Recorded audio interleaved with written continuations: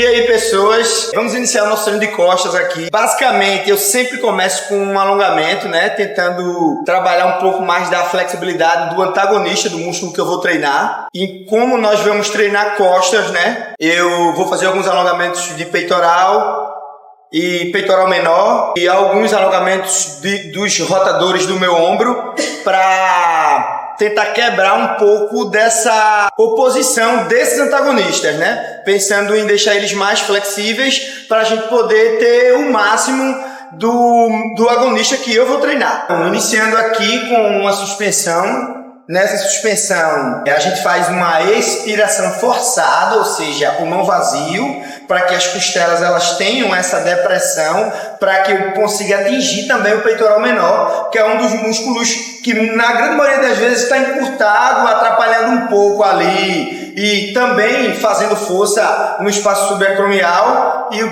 que acontece é que com o passar do tempo você adquire algum tipo de compressão ali ou de pressão na estrutura subacromial. Então, iniciando com ele, aqui também a gente também libera um pouco do grande dorsal, nada de muito forte, muito tempo de estiramento para que a gente não tenha nenhum tipo de prejuízo, né?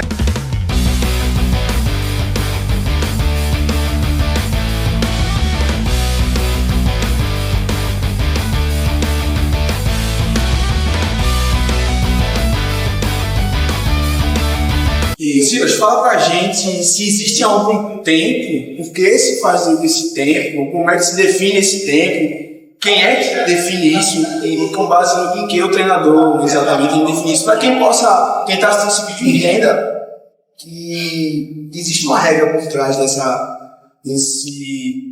alongamento. O tempo que se refere é o tempo de estiramento. Isso. Não é isso? Sim. Isso é uma polêmica que a gente desde sempre fala sobre ela e vez por outra ela vem à tona, né? Alguns artigos foram publicados e mostraram um prejuízo na força, né? Segundo esses mesmos pesquisadores, a partir de determinado tempo de estiramento, você adquiriria ali certa dificuldade para realizar a interação entre os filamentos contráteis, né? Actina e miosina. E seria pelos próximos 30 minutos pós-alongamento. Então você estaria treinando, no caso. Só que quando a gente vai ver o tempo de estabilização desses alongamentos, são muito longos, né? A ciência nem chama isso de alongamento, chama de flexionamento, né? Que é acima de 40 segundos ou muito mais que isso.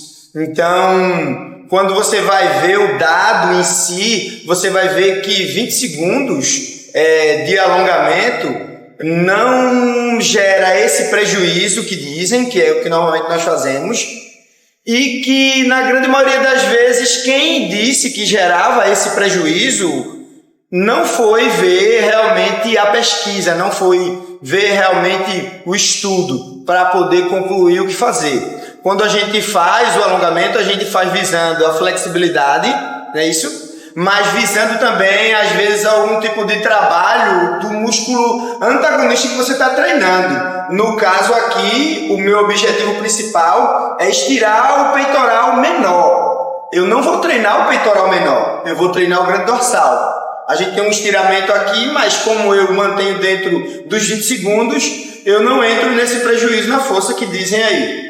Então, o aluno pode ficar tranquilo que fazer um alongamento antes do treino não vai trazer prejuízo ao fator hipertrofia dele. Então, seria prejuízo na força, que poderia culminar, óbvio, né, na hipertrofia, porque você reduz a carga. Mas o aluno pode sim ficar tranquilo, ele pode fazer o alongamento, principalmente se ele estiver visando o músculo antagonista e não que ele vai treinar, né? Não existe risco com isso. Fizemos o alongamento e agora a gente vai iniciar aqui na barra fixa combinada com uma remada, né? Uma remada com pegada pronada e a barra fixa também com a pegada pronada. O objetivo principal aqui, né? Eu costumo sempre dizer que a barra fixa é o exercício, né? E quando as pessoas me perguntam sempre assim, o que é que tu acha de interessante para ter num treino de costas, eu sempre costumo dizer que a barra fixa é um exercício fundamental. Normalmente eu faço ele aqui no agachamento Smith, porque eu tenho a possibilidade de, mesmo quando eu falhar, eu colocar os pés no chão e me jogar para cima para segurar pelo menos a fase excêntrica do movimento. Então, isso é uma maneira do cara ele treinar só, fazendo exercício com barra fixa, e além da falha concêntrica, se aproximando aí da falha total, no que seria a falha excêntrica. Soltou lá, eu vou com exercícios que tem um grau de dificuldade menor, que seria a remada, e eu consigo ali ainda me manter sob tensão, né? Então a gente prolonga muito esse tempo de tensão. Nas suas competições, nas suas preparações, toda vez que você sobe no palco, as costas sempre ela é um ponto muito forte do seu físico. Todo mundo fala, normalmente tem muito corte embaixo, é muito densa. Então, durante todo esse período de treinamento, como é que funcionava o teu treinamento? Assim como está escutando agora? Então, a barra fixa, eu sempre faço pelo menos 10 séries só de barra fixa, variando aí entre 15 a 12 repetições. Já teve tempo de eu estar fazendo, assim, eu estar num condicionamento tão bom que eu conseguia fazer nos intervalos de 40 a 1 minuto e mantendo 15 repetições em 10 séries. Então, se tem alguma coisa que eu faço diferente do que todo mundo fala, é a barra fixa. A gente vai fazer 5 séries aqui, nessa combinação de barra fixa e arrancada.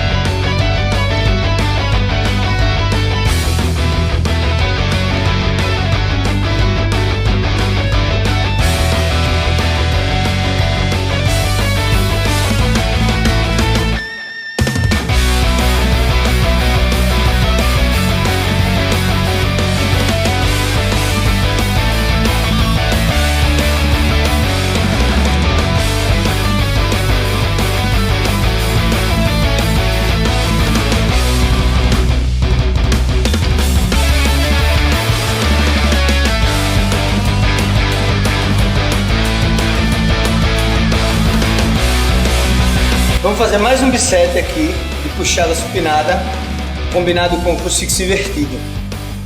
5 séries assim também.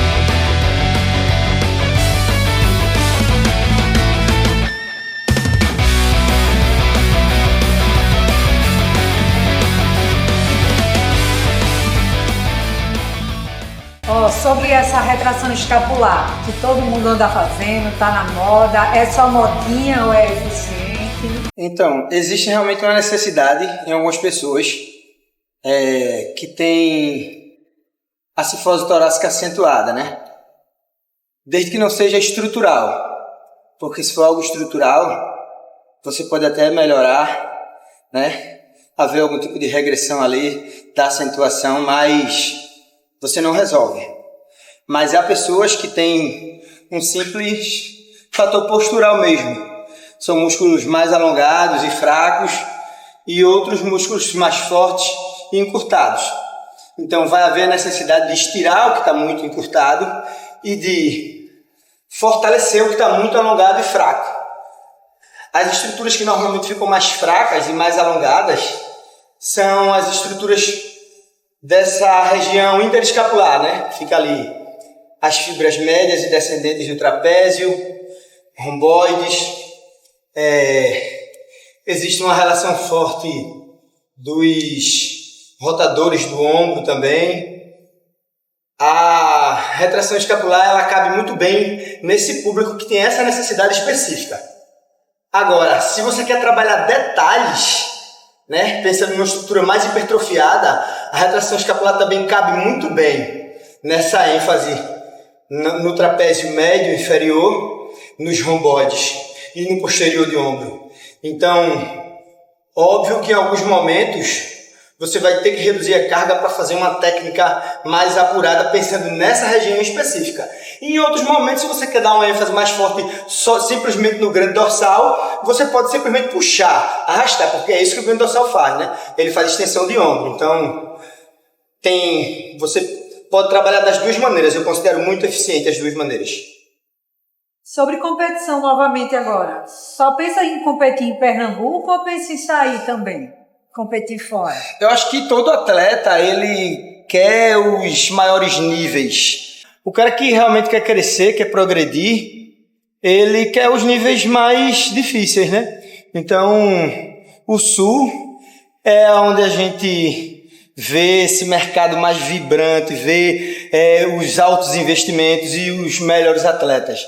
Então, a gente pensa assim em sair. Só que a gente é trabalhador, né? A gente não é patrocinado, então a gente precisa trabalhar e investir nisso e viajar, e você às vezes tem que escolher entre ser atleta ou a sua vida profissional, e eu tenho escolhido minha vida profissional, né? O patrocínio da Viva Fitness, como é que funciona? Não, o patrocínio da Viva Fitness sempre existiu. A Viva Fitness sempre me ajudou e sempre me deu a mão, e a Viva Fitness é a nossa casa, a melhor da região.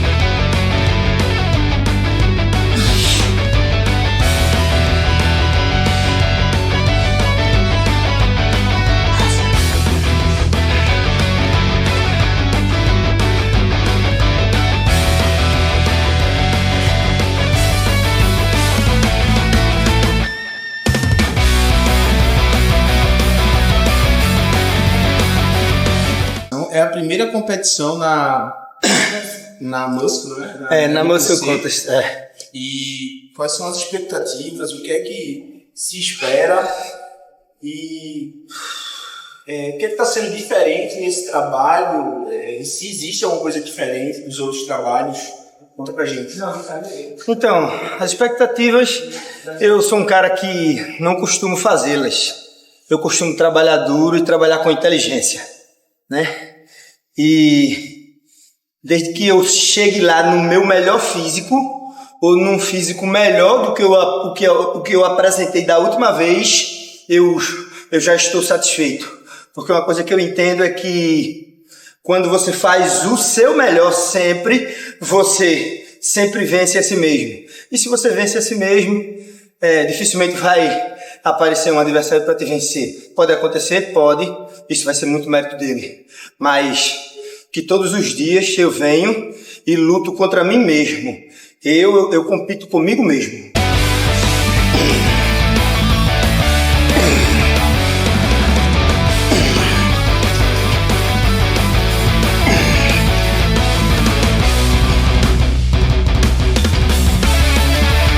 A gente vai fazer um pundown, mais uma vez combinado com o crucifixo invertido. Vamos fazer boa no posterior de ombro e nos romboides, com o crucifixo invertido.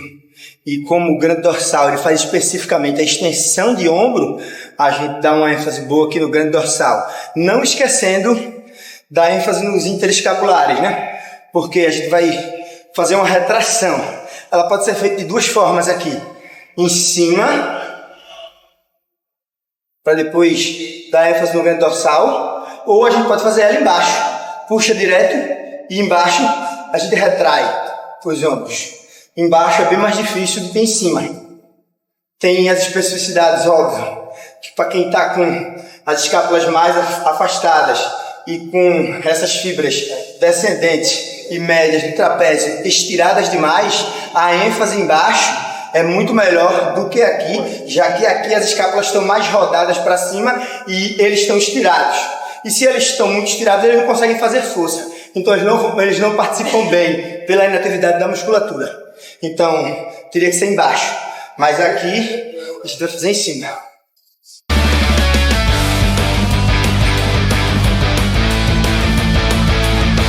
Em relação a poses, você treina todo dia? Como é a tua rotina de poses? Não, eu não treino todos os dias também pelo volume de trabalho, né?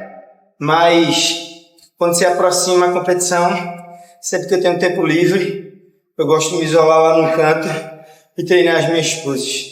É fundamental, né? O gesto básico do atleta bodybuilder são as poses. Se ele não sabe posar, ele não tem condições de ser bodybuilder, né?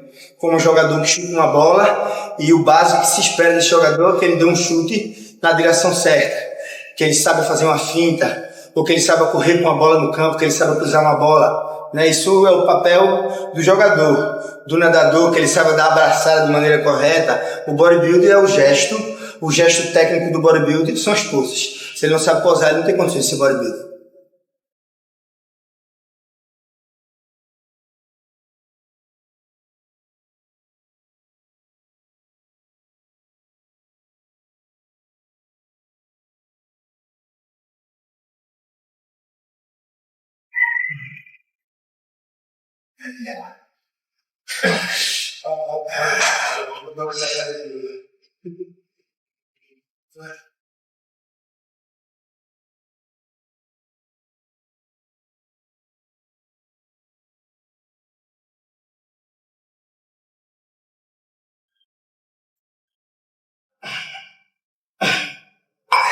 Silas, explica pra gente como é a execução correta desse exercício e qual é o maior erro que o aluno ele comete quando ele vai realizar esse exercício. O que as pessoas mais erram na execução desse exercício?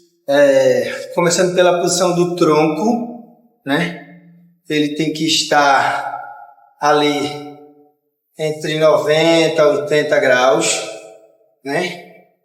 Para a gente poder ter a ênfase ideal da direção do movimento para a direção da fibra muscular do posterior de ombro.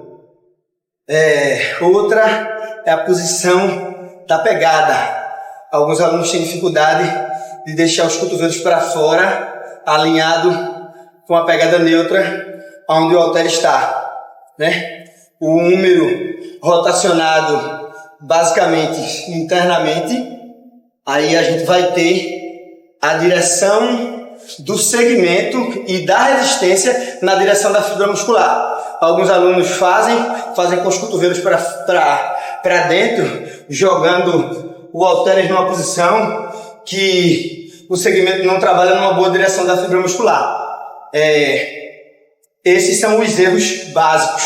O ideal é tronco estando basicamente em 90 graus ou próximo de 90 graus, com os cotovelos direcionados para fora. Você teria a direção ideal do segmento alinhado com a carga e alinhado com as fibras dos posteriores de ombro. Então, vamos fazer agora aqui uma remada baixa.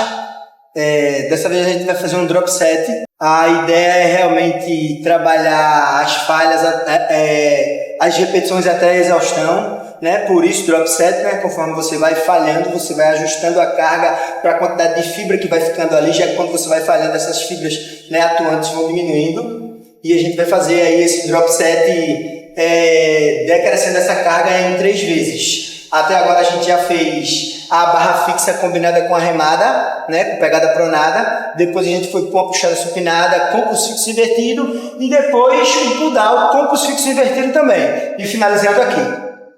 A ordem dos exercícios tanto faz ou tem alguma prioridade específica? Conta pra gente. Então, a ordem dos exercícios, ela tem relação forte com a ênfase que você quer dar, em que região ou que tipo de músculo você quer trabalhar com maior ênfase. Por exemplo, se eu quero trabalhar, vamos dizer aí, o grande dorsal, eu tenho que trabalhar de maneira e com exercícios que dê ênfase no grande dorsal. Se eu quero trabalhar os romboides ou o posterior de ombro, eu tenho que trabalhar especificamente com os exercícios que dão maior ênfase nessa região. Porque o que a ciência mostra é que você vai ter maiores ganhos na região ou no músculo que você começa trabalhando por ele, né? Os seus níveis de fadiga são menores, então você consegue levantar ou mover mais peso, mais quilagem, né? Que faz parte da carga. E também você consegue dar maior volume de treino, né? Já que no final a tendência é você estar mais fadigado e falhar muito mais. E quando o grande dorsal da pessoa é pequeno? Aí é foda. Eu já estou bem fadigado, né? Vamos botar aqui 70 quilos. E a gente vai reduzindo a cada margem de repetição. Vamos iniciar fazendo 15 repetições, diminui o 12, diminui o 10.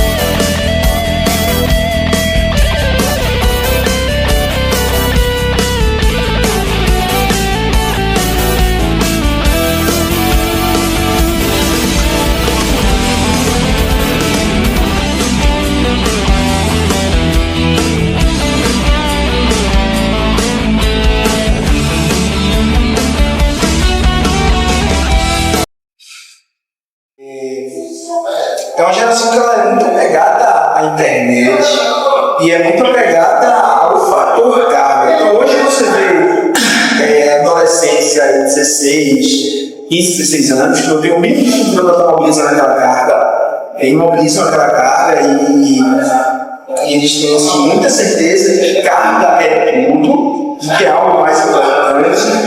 E explica pra gente qual é a visão sobre isso e muitas das vezes esses adolescentes acabam tendo algum resultado.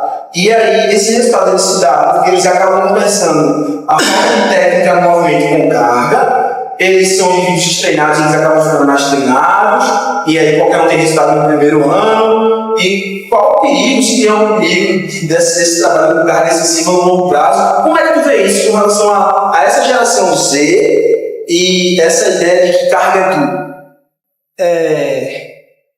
O básico para qualquer indivíduo atleta, primeiro ele precisa conhecer a técnica, ele precisa trabalhar a técnica.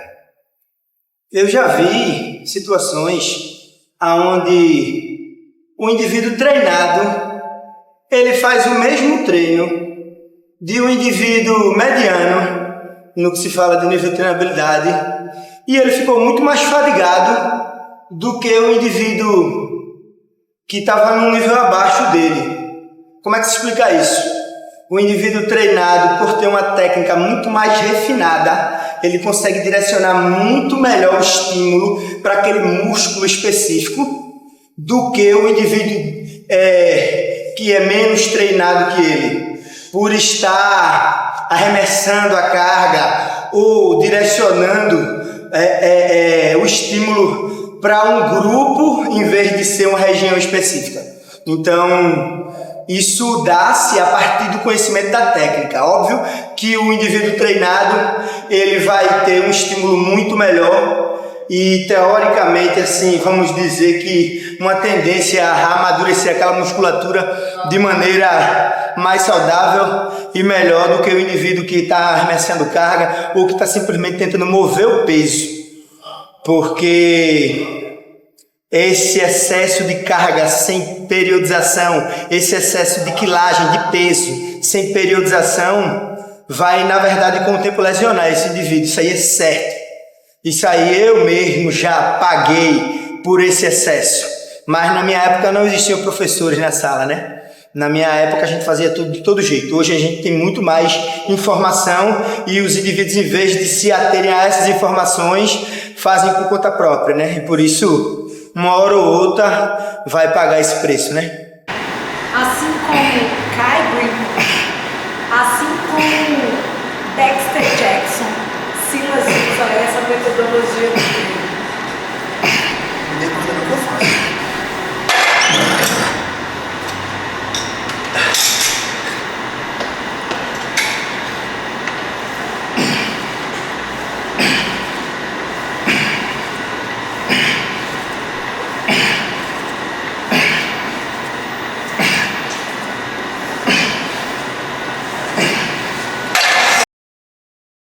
Silas, fala um pouquinho pra gente. Eu tô percebendo que você tá fazendo uma alavanca no seu tronco quando puxa.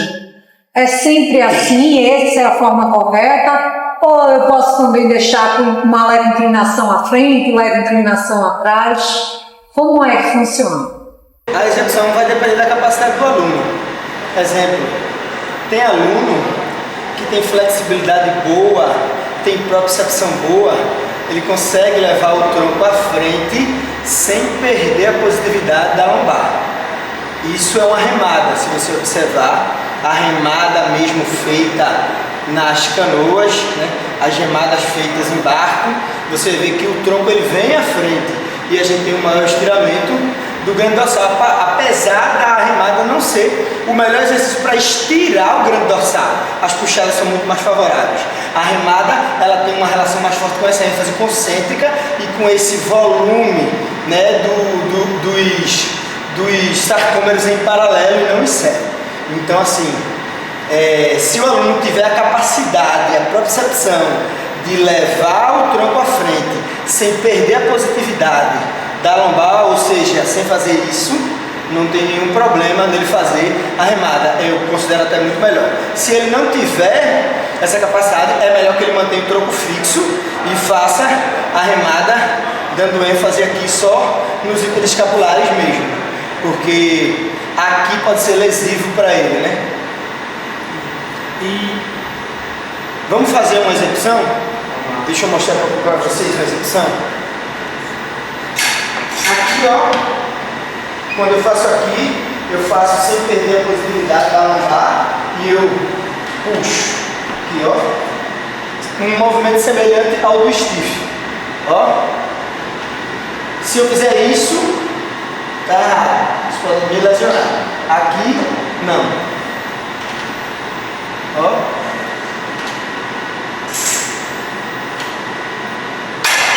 E até onde seria o limite dessa puxada para trás, essa remada para trás? Então, até onde o tronco tem que ir. O ideal é que ele fique em 90 graus com relação à sua perna, né? Nessa relação de 90 graus.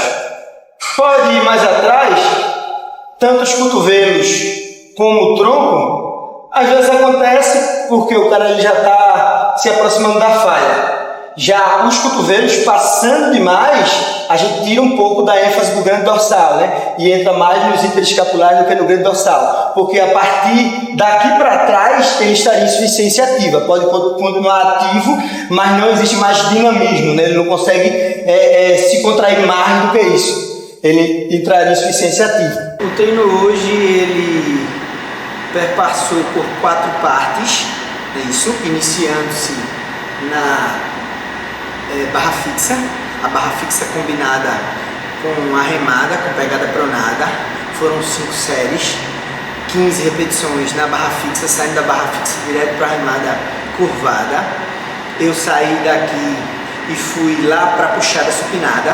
Na puxada supinada nós fizemos 4 séries também de puxada supinada combinada com crucifixo invertido, curvado. E no crucifixo eu fiz 12 repetições e na puxada foram 15 repetições. Finalizou lá, eu fui para o pull down. No pull down eu fiz 15 repetições no pull down, saindo direto para um crucifixo invertido novamente. 15 lá e 12 no crucifixo invertido. Terminei o crucifixo invertido, eu vim para a remada baixa. Na remada baixa, para trabalhar um pouco mais de falha, né? E de exaustão, nós fizemos um drop set. No drop set a gente fazia 15 repetições, reduzia a carga, fazia 12 repetições, reduzia novamente a carga, fazia 10 repetições e descansava. Finalizado o treino. Esse treino que você fez, ele serve para qualquer aluno? Serve para todo mundo? Todo mundo consegue fazer? Não. Esse treino, ele é um treino mais avançado. Qualquer aluno pode fazer, os exercícios pode fazer. Agora, trabalhar só com métodos avançados para o iniciante não é uma boa ideia. O iniciante, ele pode até fazer, mas o que os artigos mostram é que esse volume alto combinado com carga, ou seja, com quilagem, e disso tudo junto, se enquadraria mais na vida do avançado. Do iniciante poderia até gerar algum tipo de depletação de massa muscular. Então, em vez de haver ganho, haveria perda. Então, talvez para o iniciante não seja uma boa. Os intermediários podem até tentar fazer. Os avançados estão totalmente liberados. Agora, o ideal mesmo é que você tenha alguém que periodize isso para você, que analise o seu caso e faça isso aí para você. Esse seu treino, ele trabalha todas as porções do dorsal, deixa uma dorsal com muitos alunos e muitos atletas falam como uma dorsal completa? Sim, eu tentei deixar ele o mais completo possível. Porque quando a gente, por exemplo, faz remada, a gente dá uma ênfase concêntrica muito melhor, né? Então a gente trabalharia mais essa adição de sarcômeros em paralelo, ou seja, mais o volume da musculatura. Já as puxadas, elas dão uma ênfase muito forte no estiramento desse dorsal, dando uma ênfase de adição de sarcômeros em série. Então, assim, mais estiramento e mais ênfase concêntrica, ou seja, mais encurtamento. Isso dosaria bem esse trabalho. As retrações escapulares dão ênfase muito boa nos interescapulares. Então, está bem completo, de cima a baixo. Primeiro, você tem que ter esse volume de treino bem dosado, né? Primeiro. Porque o que a ciência mostra é que a correlação com a hipertrofia dá-se maior com o volume de treino, com mais repetições, com mais séries, com mais exercícios. Óbvio que de acordo com o nível de treinabilidade do aluno, isso vai ser mais ou menos adequado. Existe limite para o seu nível de treinabilidade, né? 2, tem que haver carga no sentido de quilagem, peso mesmo, né? Porque carga inclui muita coisa, e dentre elas está o peso, né? A quilagem. Então tem que estar aí adequado para aproximar você à falha. É bem interessante, tanto o volume de treino como a carga. Uma das coisas que eu, treinando, com experiência de treino, e óbvio com a aplicabilidade da ciência, eu entendi, é que toda contração ela tem que estirar o seu músculo de maneira que entre num limite saudável, óbvio, né? Sem perder a técnica. E também tem que ter os exercícios que trabalham esse volume concêntrico, né? Ou seja, esse encurtamento muscular, a contração, mas pensando no encurtamento, para que a gente tenha tanto ênfase excêntrica como ênfase concêntrica, né? Do exercício. Eu já falei quantas? 4? 3, essa é a 4. Não, eu falei de volume, falei de carga, falei de ênfase excêntrica, de ênfase concêntrica, pensou mais uma. A última dica é, sendo bem sincero, tendo como inspiração bodybuilders de alto nível. Por exemplo, quando perguntaram para Ronnie Coleman assim, qual dica você daria para alguém que quer iniciar hoje nesse esporte? Ele disse, contrate um treinador. Então é muito importante você ter alguém que discuta as variáveis do seu treino com você, que tenha mais experiência, que já tenha trilhado um caminho por onde você vai trilhar. Então pense nisso aí, o treinador é algo muito importante.